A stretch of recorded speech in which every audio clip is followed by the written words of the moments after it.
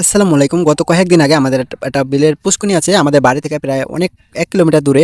ওই জায়গায় গেছিলাম, যাইয়া দেখি অনেক জায়গায় আরকি খালি আছে। ওই জায়গায় কিছু গাছ লাগায় দিতে হইব। এই কারণে আমরা আমাদের গাড়ি নিয়ে আমরা বাজারে নিয়ে গেছি। বাজারে যেয়ে আরকি কিছু গাছের চারা কিনে নিয়ে আইছি ওগুলো আরকি লাগানোর জন্য। আমরা এই গাছগুলো আরকি গাড়ি থেকে নামাইয়া এই জায়গায় রাখছি। তারপর বাড়িতে গেছি আমি। বাড়িতে যাইয়া তারপর দাও নিয়ে আইছি। দাও দিয়ে আরকি বাঁশ কাটা লাগবো। এই কারণে দাও তারপর আরো দড়ি-মড়ি লাগে ওগুলা নিয়ে আইছি। আর আব্বুদেরকে বলেছি যাতে আমি গাছ কিছু কিনে আনছি ওগুলা লাগাইতে হইব। আমি একাই আরকি বাঁশ কাটতে আইসা পড়ছি। হেরাও এক জায়গায় গেছিল, ওই জায়গাতে আরকি আইবো। আমি একাই আইসা আরকি বাঁশগুলা কাটার জন্য আরকি দাউ নিয়ে আইছি। তারপর দেখা যায় আমি বাঁশগুলা কাটতেছি, কিন্তু বাঁশগুলা এমন পেঁচানো যেহেতু ঝাড়ের বাঁশ, প্রচণ্ড আরকি পেঁচানো বাঁশগুলা, তেমন একটা নামানো যায় না। যেহেতু জার থেকে কাটতেছি, আমাদের বাড়ি থেকেও আরকি নিয়ে যেতে পারতাম, যেহেতু আমাদের পুষ্কুনির যে জায়গায় আরকি গাছগুলা লাগাই পুষ্কুনির পার, ওই জায়গায় আরকি আমাদের বাঁচে যারা আছে ওই জায়গা থেকে কাইটে আরকি গোছটা বানায় দেবো। মূলত এই বাঁশগুলা কাটার কারণ হচ্ছে, যে গাছগুলো আমরা গাছের চারাগুলো লাগাইবো ওগুলো অনেক ছোট ছোট।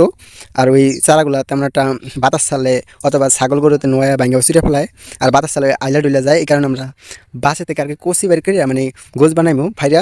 এই কারণে বাসে কাইটা আর কি টুকরো টুকরো করে আর কি গোছ বানাইবো, এর লেগে বাঁশটি আর কি কাটতেছি।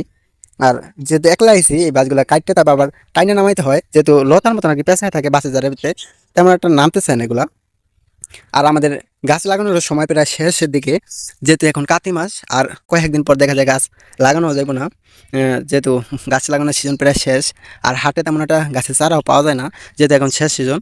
আর এই গাছগুলো এই বছর না লাগাইলে দেখা যায় আরও 1 বছর পর লাগাইলে একটা বছর দেরি হয়ে যায়, জায়গাটা খালি থাকে। এই কারণে ভাবলাম যেহেতু কিছু এই জায়গায় আর কোনো ফলের গাছ লাগানো যাবে না, যেহেতু আমাদের বাড়ি থেকে মোটামুটি অনেক দূরে আর কি এই জায়গাটা। আমরা শুধু এই জায়গায় যেই গাছগুলো আরকি কাঠ হয় ওই গাছগুলো আরকি আমরা এই জায়গায় লাগাই দিবো। এই কারণে আমরা বাজার থেকে যেই গাছগুলো কাঠ হয় ওই গাছগুলো আরকি কিনে আনছি। রেন্ডি গাছ, তারপর মেহগনি গাছ, জামরুল গাছ, এই ধরনের আরকি গাছগুলো কিনছি। কোনো ফলের গাছ কিনে আনি না এই জায়গায় লাগানোর জন্য। এই জায়গা থেকে ফলের গাছ লাগালে দেখা যায় ঠিক মতন ফল নেওয়া যায় না। আমাদের বাড়িতে অনেক ফল গাছ লাগানো আছে, যেহেতু এই জায়গাটা অনেক দূরে, প্রায় 1 কিলোমিটার দূরে আমাদের বাড়ি থেকে। এই জন্য আমরা শুধু যেই গাছগুলো কাঠ হয় ওই গাছগুলো আরকি নিয়েছি বাজার থেকে কিনে, ওগুলো আরকি আমরা এই জায়গায় লাগাই দেবো ইনশাআল্লাহ। আমাদের যেই গোছগুলো লাগে গাছ লাগানোর জন্য ওই গোছগুলো আমাদের কাটা প্রায় দিকে শেষ দিকে।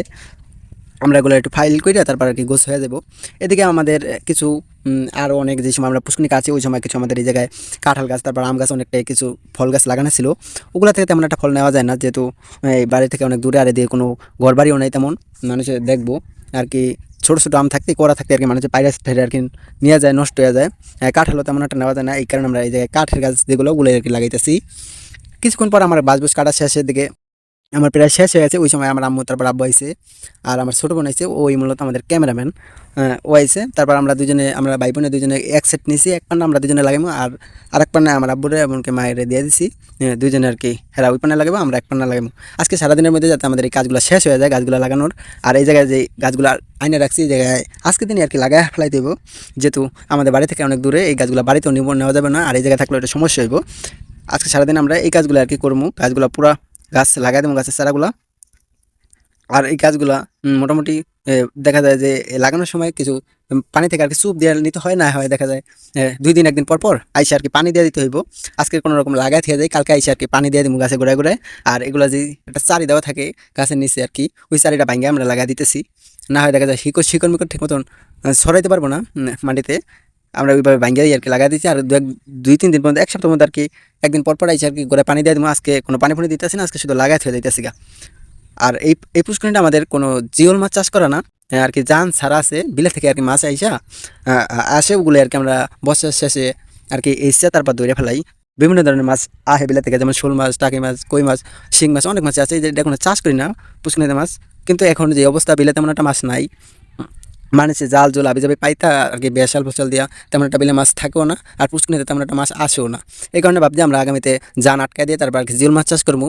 যেহেতু এই জায়গা থেকে মাছ নেওয়াটা একটা সমস্যাই, তারপর আমরা জিওল করার চেষ্টা করবো ইনশাল্লাহ আগামীতে। এবছর যেহেতু এখন পানি শেষ, কয়েকদিন পর আর কি এটা মেশিন লাগায় তারপর আর কি মাছগুলো এসে ধরে ফেলাম। প্রতি বছর আমরা প্রায় 20 থেকে 30 হাজার টাকার মতন এটা থেকে মাছ বিক্রি করতে পারি। আমাদের জন্য দোয়া করবেন। আজকের মতন এখানে শেষ করছি। আসসালামু আলাইকুম ওয়া রাহমাতুল্লাহ।